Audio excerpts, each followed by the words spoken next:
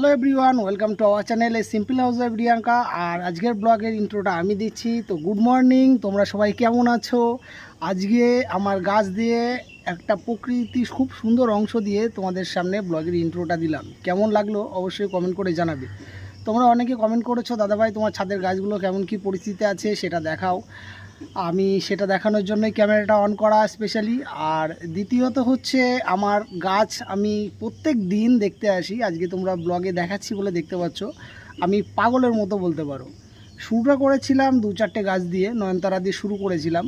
তারপরে একটা দুটো করতে করতে আজ আমার কাছে পুরো গোটা সাম্রাজ্য হয়ে গেছে। ছাদের পুরো এ মাথা থেকে ও মাথা পর্যন্ত গাছ। এদিকে যে ছাদে আলাদা ঘর রয়েছে তাদের জন্য, ব্যালকানিতে রয়েছে, ও মাথাতে রয়েছে, মানে চারিদিকে শুধু গাছ আর গাছ। এখন আপাতত আমি গাছের মানে কোনো রকম ফুল নিচ্ছি না। তোমরা শীতের মধ্যে আমার ফুল দেখতে পারবে। কারণ ফুল নিচ্ছি না কেন, আমার কাছে বেশিরভাগটাই বাগানবিলাসের কালেকশান। আর বাগানবিলাসের কালেকশান কেন বলতে পারো, একবার যদি বাগানবিলাসে ফুল হয় তাহলে পরে সেটা প্রায় 1.5-2 মাস চলে যায়। মানে ওই ফুলটা 1.5-2 মাস স্টে করে।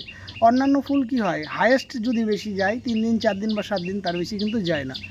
তো এই কারণে বাগানবিলাস করা। আর বাগানবিলাস খুব সুন্দর একটা গাছ, তোমরা করতে পারো। বিভিন্ন ভ্যারাইটির গাছ আছে, 400-500 প্লাস ভ্যারাইটির গাছ আছে আমার কাছে বর্তমানে। এখন কত 20-25টা হবে। তো যাই হোক, এই যে আমার সব বাগানবিলাসের গাছ রয়েছে, এর মধ্যে জবাও রয়েছে অনেকগুলো। আর এই যে একটা অযত্নে বেড়ে ওঠা গাছ আমার বাড়িতে হয়েছিল, আমি চারা করিনি যদিও, কিন্তু এই দেখো ফুল হচ্ছে, প্রত্যেকটা ডালে কড়ি চলে এসছে। আমি যে গাছই পাই সেই গাছটাকে নিজের যত্নে করে বড় করে তুলি। তো কেমন লাগলো ব্লগের ইন্ট্রোটা অবশ্যই কিন্তু কমেন্ট করে জানাবে। আর তোমরা কারা কারা গাছ ভালোবাসো, গাছ করতে ভালোবাসো, তারা অবশ্যই কমেন্ট করে জানাবে। আর যারা ভালোবাসো না তারা একবার গাছ করে দেখো, ভীষণ ভীষণ মনে শান্তি থাকে আর পাগল হয়ে যাবে। তার কারণ হচ্ছে এই যে উন্মাদের মতো সকালে আসি, এসে শুধু পাইচারি করে একবার ওই মাথায় যাব, একবার এই মাথায় আসবো, একবার ওই মাথায় যাব, একবার এই মাথায় আসবো। প্রত্যেকটা গাছটাকে ভালো করে নোটিস করব যে কোনো গাছের কোনো সমস্যা আছে কি না। যদি কোনো গাছের কোনো সমস্যা হয়, সে পাগল হয়ে যায়, খাওয়া দাওয়া মনে হয় বন্ধ হয়ে যাচ্ছে, এত টাকা পয়সা দিয়ে এত সযত্নে বড় করছি, গাছটার সমস্যা হলো কেন। ঠিক আছে। আর এই যে এইদিকে সেট করে দিয়েছি একটা চালের মতো করে, এর মধ্যেও আমার প্রচুর গাছ রয়েছে, জারবেরা রয়েছে, কিছু চারা গাছ রয়েছে, ওইদিকে বাগানবিলাস রয়েছে। তো এই যেগুলো গাছ জল পছন্দ করে না, আমাদের অনেক গাছ থাকে যে গাছ হচ্ছে জল পছন্দ করে, যেমন এখন পুরো ভরা বর্ষা। তো যেগুলো বর্ষা পছন্দ করে সেগুলো খোলা ছাদে রয়েছে, আর যেটা বর্ষা পছন্দ করে না সেগুলো শেডের মধ্যে রয়েছে। সেগুলোকে বর্ষার জল গাছের গোড়াতে দিই। আমি এভাবে করেই গাছ করি। আর আমার গাছগুলোর প্রত্যেকটা গাছের গ্রোথ দেখে তোমরা বুঝতে পারবে যে আমার গাছে কোনো সমস্যা নেই। আমি এখন গাছগুলোকে বুশি করছি পুরো শীতে ফুল নেবো বলে। আর শীতে তো তোমাদের বলেছিলাম যে আমি ধামাকা করব, ঠিক আছে। তো দেখা যাক আমি কতটা কি করতে পারি। ওই কারণে প্রত্যেকটা গাছ কাটাই ছাটাই করে একটা নির্দিষ্ট শেপে আনার চেষ্টা করছি। এইগুলোতেও ফুল চলে আসছে, আমি ফুল নিতে চাইছি না তবু ফুল চলে আসছে। কিন্তু অনেকে কমেন্ট করো যে দাদা ভাই আমার কাছে ফুল আসছে না কেন। আমি সত্যি কথা বলছি, আমার কাছে আমি ফুল নিতে চাই না, আমি একদম ফুল নিতে চাই না, কিন্তু তবু ফুল চলে আসছে। আমি তখন কি করি, ডালগুলোকে পিঞ্চিং করে দিই, কেটে কেটে দিই। কারণ যত পিঞ্চিং করবে, যত নতুন ডাল হবে ফুল গাছে, মনে রাখবে ওই নতুন ডালেই ফুল হয়, পুরনো ডালে কোনো ফুল হয় না। আমার এই যে এখানে রয়েছে জবা গাছগুলো দেখো, এই যে সব কাটাই ছাটাই করা রয়েছে। এই একটা গাছ কত বড় হয়ে গেছিলো, আর এই গাছে সবচাইতে আমার বাগানে বড় ফুল হয়। এই দেখো আরেকটা গাছ রয়েছে, মানে ভীষণ বড় বড় গাছ, কিন্তু সব আমি কেটে দিয়েছি, কারণ আমি এখন কোনো গাছে ফুল নেবো না, আমি গাছ বড় ঝাঁকড়া করতে চাইছি। তো চলো, বেশি বকবক করলে পরে কখনোই সেটা হবে না, কারণ আমার কাজে যেতে হবে, ওদিকে আমার কাজের দেরি হয়ে যাবে। আর আরেকটা জিনিস, শুধু আমি গাছ যে কিনে নিয়ে আসি নার্সারি থেকে সেটা নয়, আমি নিজেও চারা করি। আর সেটা তোমরা ভিডিওতে দেখেছো, এই যে ব্লগের ইন্ট্রোতে যেটা দেখেছিলো, এই যে বৌদিদের বাড়ি থেকে ছোট্ট একটা ডাল চারা করেছিলাম, আর কীভাবে চারা করে সেটাও তোমাদেরকে দেখিয়েছিলাম। তো সেটা আজকে ফুলে ভরে উঠেছে। এটাতে যদি আমি দেখতাম কোনো রকম কোনো সমস্যা হচ্ছে, তাহলে আমি এই ফুলগুলোও নিতাম না, ফুল কেটে ফেলে দিতাম।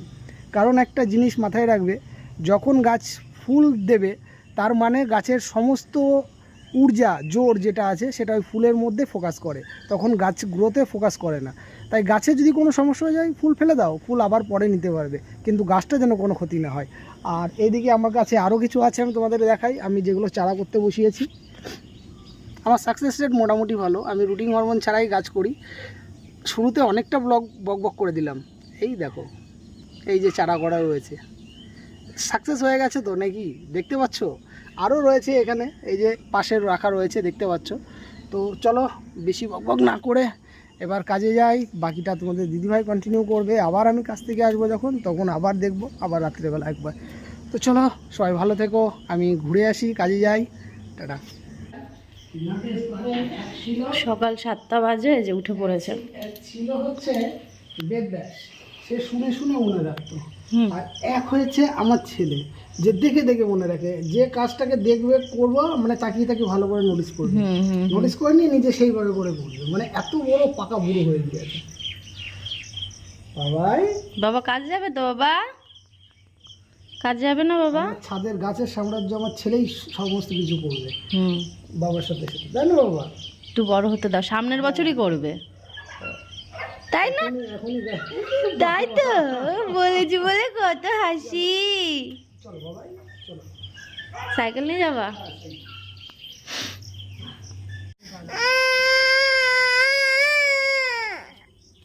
ব্যাস, বাবা কাজ কাম বন্ধ করে দিই, বাবা কাজ কাম বন্ধ করে দিয়ে তোমাকে নিয়ে বাড়িতে বসে থাকুক, বুঝেছো? কাঁদলে হয়, কাঁদলে হয়। বাবা কাজে যাবে না? ধাপ্পা, ধাপ্পা। চলো টাটা দিয়ে দাও তো বাবা, টাটা দিয়ে দাও তো বাবাকে, টাটা দাও তো, টাটা টাটা দাও, দাও দাও। সকালবেলায় কেমন গুমোট গরম, সাবধানে যেও, সরি সাবধানে এসো। বর কাজে চলে যাওয়ার পর এডিট করতে বসে হঠাৎ একটা মেসেজ আসে, আর মেসেজটা দেখে সত্যি আমি অবাক হয়ে গেলাম যে আবার কি করে আমার অ্যাকাউন্ট থেকে টাকা কেটে নিল। না, খুব একটা আমার অ্যাকাউন্ট থেকেই টাকা কাটার কোনো সমস্যা হয় না, তবে এই ক্রেডিট কার্ডটা করার পরে কিন্তু আমাদের এই প্রতি বছর এই একটা টাইমে একটা নির্দিষ্ট অ্যামাউন্ট কেটে নেওয়া হয়। সেটার জন্য লাস্ট 2 বছর ধরে বারবার ব্যাংকে গেছি এটা ডিসকানেক্ট করার জন্য, কিন্তু গত বছর কিন্তু ওরা রীতিমতন আমার কানেকশানটা ডিসকানেক্ট করে দেয়। তাহলে আবার কি করে পুনরায় এটা থেকে টাকা কাটে জানি না। সকালবেলা এটা দেখে তো সত্যিই মাথাটা গরম হয়ে গেল। বরকে বলাতে বলল যে ঠিক আছে 10টার মধ্যে তুমি রেডি হয়ে থেকো, তোমাকে নিয়ে ব্যাংকে যাব।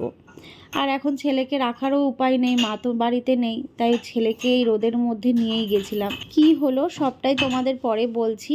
সকালে রান্না করিনি, তাই পরোটা নিয়ে আসা হলো। আজকে তো রান্না বান্না সকালবেলা কিছুই করতে পারিনি, ব্যাংকে দৌড়াতে হয়েছিল। সকালবেলা তো পরোটাটা খেলাম, আর এদিকে আবার বৌদি দিয়ে গেল খিচুড়ি।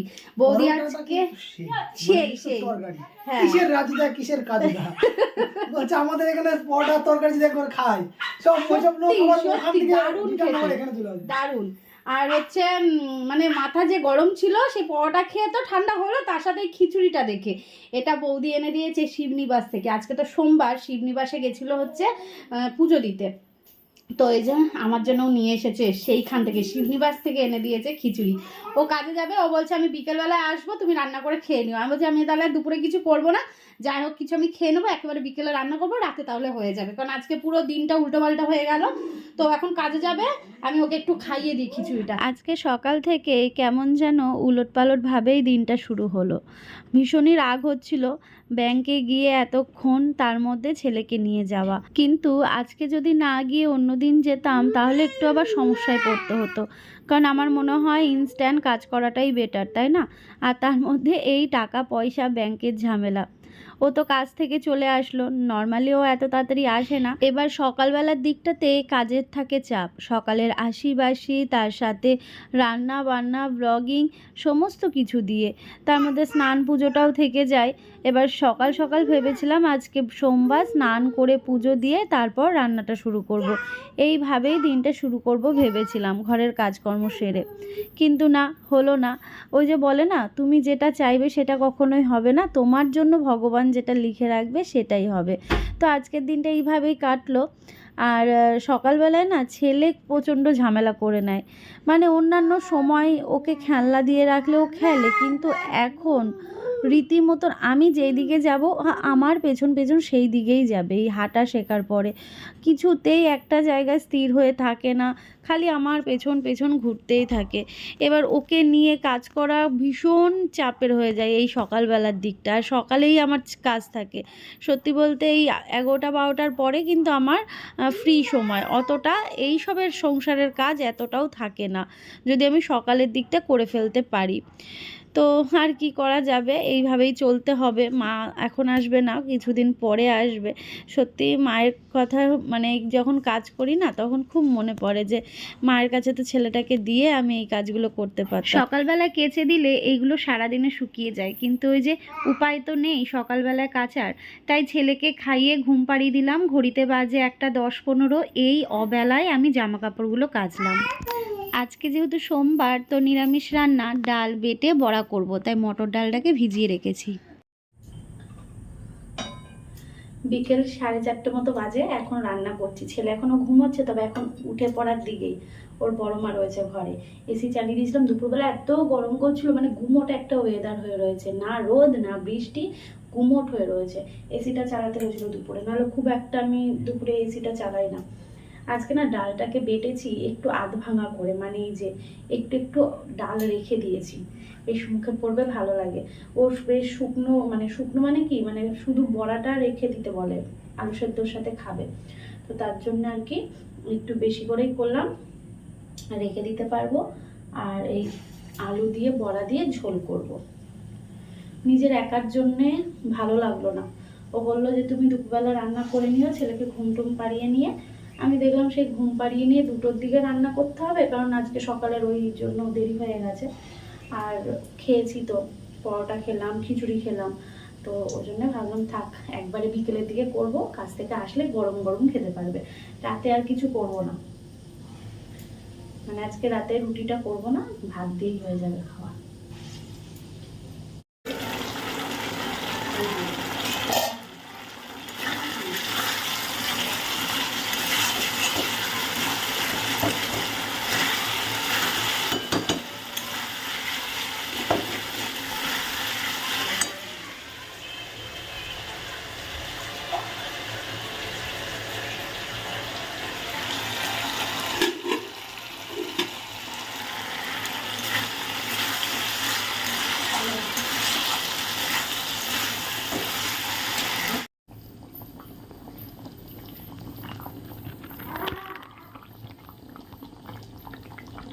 এখন তোমাদের সাথে কিছু কথা বলে রাত্রিবেলা ব্লগটা শেষ করব।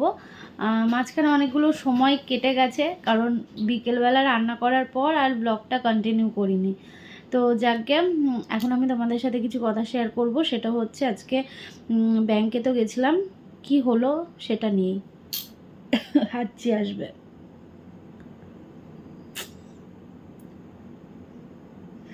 হাঁচি হতে গিয়েও হলো না। তো যাকে আমরা ব্যাংকে গেছিলাম, যাওয়ার পরে তো স্বাভাবিক একটা রাগ তো হয়। রাগ বলতে কি, মানে এই যে এইখান থেকে, মানে হবিপুর থেকে আমাদের রানাঘাট ব্রাঞ্চে যেহেতু আমাদের বইটা, মানে আমার বইটা, তো সেখানে আমরা দুবার এর আগে বলে এসেছি, দুবার আমরা এই কাজটা করে এসেছি, মানে সেই কি বলে ওটাকে, ডিঅ্যাক্টিভেট নাকি, হ্যাঁ ডিঅ্যাক্টিভেট করে, দেখো হাতটা খুলে গেছে, ডিঅ্যাক্টিভেট করে এসেছি। বললো হ্যাঁ এটা বন্ধ করে দেওয়া হবে, কারণ এর আগেও দুবার কেটেছে 2 বছরে। তো যখন আমি প্রেগনেন্ট ছিলাম সেই সময় গেছিলাম, সেই সময় যাওয়ার পরেও বলল যে এখন না তখন, তখন না এখন, এরকম আসুন। এবার তারপর আর আমি যেতে পারিনি। তো সেই বছরটা নয়, মানে মেনে নিলাম, ঠিক আছে চলো এবছরটা যাক, সামনের বছর কাটিয়ে দেবো। এবার সামনের বছর, মানে গত বছর কি হয়েছিল, বাবু তখন এই 2-3 মাসের, তখন গেছিলাম ওকে রেখে। তো সেই সময় গিয়েও বলা হলো, অনেক কিছু করলো টললো, বললো হ্যাঁ আপনারটা ডিঅ্যাক্টিভেট হয়ে গেছে, আর যে টাকাটা কেটেছে সেটা রিফান্ড হয়ে যাবে। তো 15 দিন 20 দিন 1 মাস হয়ে গেল, রিফান্ড হচ্ছিল না। তো বললো যে থাক, ওটার জন্য আর যেতে হবে না, আমার জিনিসটা তো বন্ধ হয়ে গেছে, ঠিক আছে, তাহলে আমরা জানি কিন্তু আমাদের ক্রেডিট কার্ড বন্ধ হয়ে গেছে, তা সেই ক্রেডিট কার্ড থেকে আবার কি করে টাকা কাটে, মানে ক্রেডিট কার্ডটা আবার কি করে চালু হয়? তো ওখানে যাওয়া হয়, বললো ক্রেডিট কার্ডটা বন্ধ হয়নি। তাহলে এই দোষটা কাদের? যারা ক্রেডিট কার্ডের কাজ করছে তাদেরই তো, আমাদের তো না, আমরা তো সাধারণ মানুষ। এই যে টাকাটা ঝট করে কেটে নিল, এখন আবার বলল কি সেই টাকাটা এখনও 15 দিন পরে আমাদের রিফান্ড করবে। তাহলে আদেও রিফান্ড হবে কি না জানি না। আর টাকাটা ইনস্ট্যান্ট কাটা হয়ে যাচ্ছে, কিন্তু রিফান্ড যখন পাবলিক পাবে তখন কী হবে, তাকে অনেক দিন পর মানে তাকে টাকাটা পেতে হবে। সেই হ্যারাসমেন্টটা কেন পাবলিক হবে বলো তো? তারপর আমি যদি, মানে এটা সব জায়গাতেই হয়, মানে টাকা তুলতে গেলে প্রচুর হ্যাপা, আর টাকা ফেলতে গেলে কোনো কিছু হ্যাপা লাগে না, মানে কোনো সমস্যাই নেই, এরম একটা ব্যাপার হয়ে যায়। তো যাকে সেই সমস্ত কথা আমার বাদ, আমি ব্যাংকে খুব একটা যাই না, সেই লাস্ট কবে গেছি, গত বছর গেছিলাম, আর তার আগের বছর আবার গেছিলাম, আর এই বছর আবার গেলাম। এই হচ্ছে আমার ব্যাংকে যাওয়া, আমার সিরিয়াসলি আমার ব্যাংকে যেতে লাগে না। আর সত্যি কথা বলতে এখন আমার বলে না, প্রত্যেকেরই এখন এই অনলাইনের ব্যবস্থা হয়ে গিয়ে জিপে, ফোনপে সমস্ত কিছুতে মানুষ এখন এইভাবেই করে, আর এটিএম থেকে টাকা তোলে, আমাদের ব্যাংকে যেতে লাগে না সেই জন্যে। তো সেখানে এখন আমাদের আমি বললাম যে তাহলে আমাকে লিখিত দিন যেটা আপনারা বন্ধ করছেন, আর আমার ফোনে মেসেজ আসবে, তারপর আমি এখান থেকে যাব। মানে ভীষণ মানে হাইপার হয়ে গেছিলো ও, কারণ এটা হওয়া স্বাভাবিক। সারাটা দিন গেলে না 500 টাকাটা ইনকাম করতে, মানে মাথার ঘাম পায়ে ফেলে ইনকাম করতে হয়, সেই জায়গায় দাঁড়িয়ে যদি টাকাটা কেটে নেয় তাহলে কেমন লাগে? আর যেখানে আমার ওটা ডিঅ্যাক্টিভেট হয়ে রয়েছে সেইটা আবার অ্যাক্টিভেট হয়ে কি করে টাকা কাটে ভাবো তোমরা। তো যাকে এখন বললো 15 দিন পর, মানে ডিঅ্যাক্টিভেট হয়ে গেছে, মানে মেসেজও এসছে ফোনে, এখন রিফান্ডটা হচ্ছে 15 দিনের মধ্যে হবে। কিন্তু কেমন একটা ব্যাপার বলো, কাটতে ওদের সময় লাগে না, কিন্তু রিফান্ড করতে গেলে 15 দিন পাবলিককে ওয়েট করায়, কেমন একটা না? সত্যি হাসি লাগে। যাকে এই হচ্ছে ব্যাপার। তো ব্লগটা এখানে শেষ করছি, কেমন? আগামীকাল হচ্ছে মঙ্গলবার, নতুন একটা ব্লগের সাথে দেখা হচ্ছে। ভালো থেকো, সুস্থ থেকো, সাবধানে থেকো। আর সন্ধ্যে থেকে ব্লগটা কন্টিনিউ না করার কারণ হচ্ছে প্রচণ্ড পরিমাণে কারেন্ট ডিস্টার্ব করেছে, প্রচণ্ড। মানে ও যে কতবার আজকে সাপ্লাই ফোন করেছে ইলেকট্রিক সাপ্লাই অফিসে, কি বলবো, প্রচণ্ড পরিমাণে অসুবিধা হয়েছে, মানে সবাই বিরক্ত হয়ে যাচ্ছে।